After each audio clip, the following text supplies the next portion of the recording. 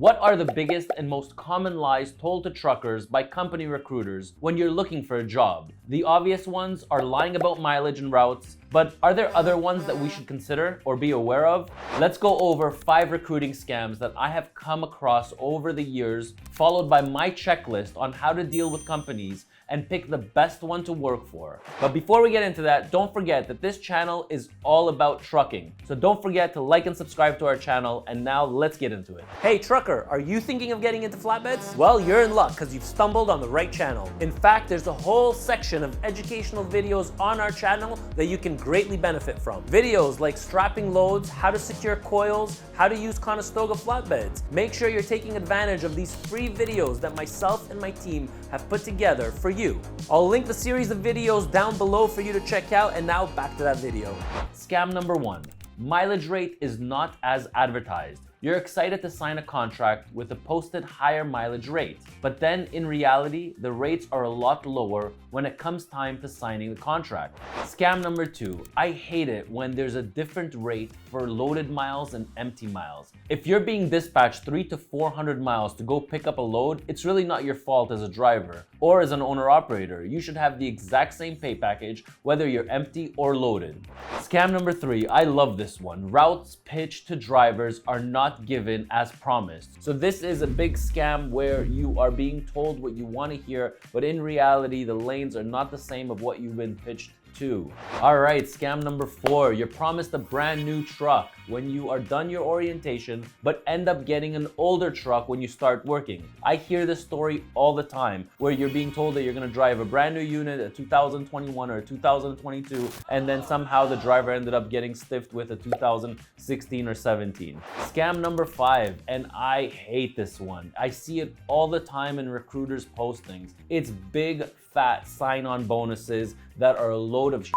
Most of the times that I see, they kind of divide it over the course of a year, or they divide it over the course of 9 months. That is not a sign-on bonus. A sign-on bonus is something that you start working and within 30 to 60 days, you get paid the entire sign-on bonus. So be careful, because a lot of people are gonna post ads with $5,000 or $10,000 sign-on bonus. It is a load of shit.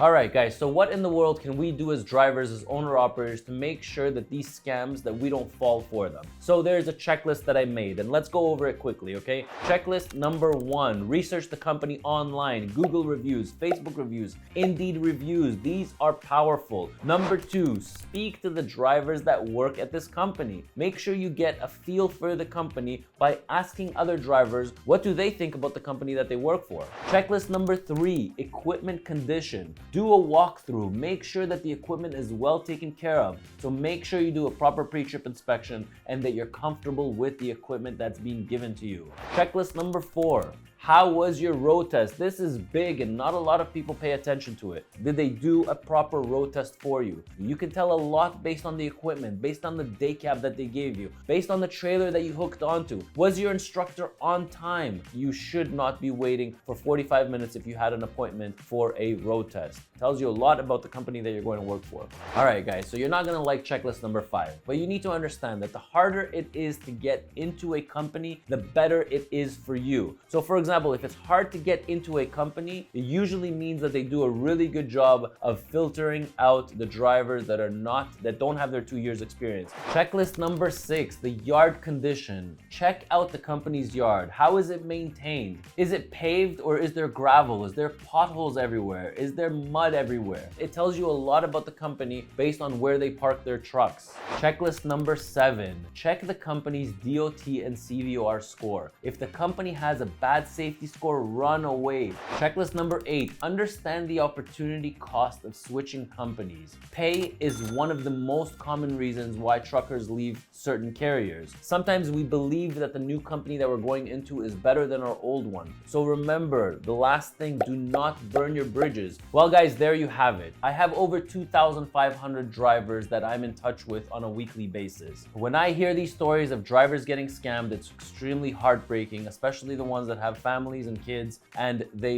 really want to go to a better place, but they got scammed out of, believing that the company that they're going into was something that they're actually not. So whether it's the mileages, whether it's the runs, whether they see on their first paycheck that, oh, there's a difference in pay between loaded miles and empty miles. There's a lot of stuff going on out there. So just be aware of what is happening out there. Hopefully this video taught you something on what to look for the next time you're looking for a job. I'm Ronen, Ronen, and hopefully I'll catch you in my next video.